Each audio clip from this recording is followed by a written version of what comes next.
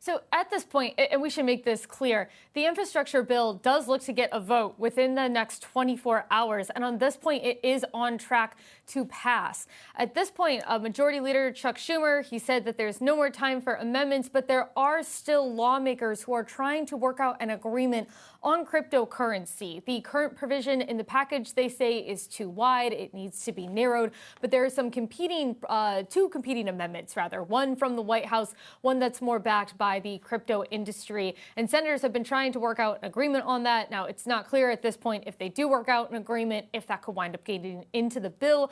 Also, a note that when this bill clears the Senate, it does need to then go to the House. And so there's a chance that certain changes could be made in that process as well. Yeah, so Emily, how long are we looking at in terms of timeline? Because the House is currently on recess, right? And so when are we actually going to see some movement, a major movement on a bill? That's a great question. So Speaker Nancy Pelosi has said that the House will not take up the infrastructure package until the Senate also sends that $3.5 trillion social infrastructure plan. That's the reconciliation bill that they're currently working on. To pass reconciliation, they first need to pass a blueprint known as a budget resolution. And that's something that Senate Democrats have just come out with this morning. We are beginning to get specific details on what is included within that budget resolution.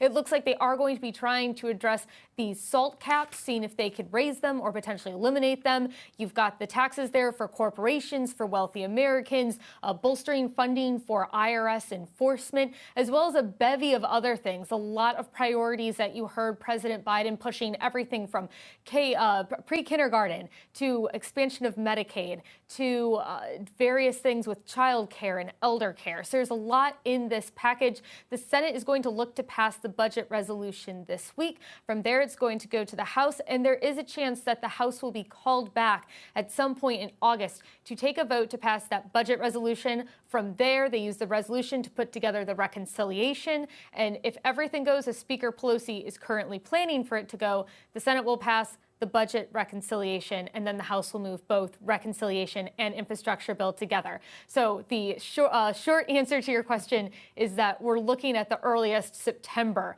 for infrastructure to actually pass the House, but it could be later depending on how the process goes.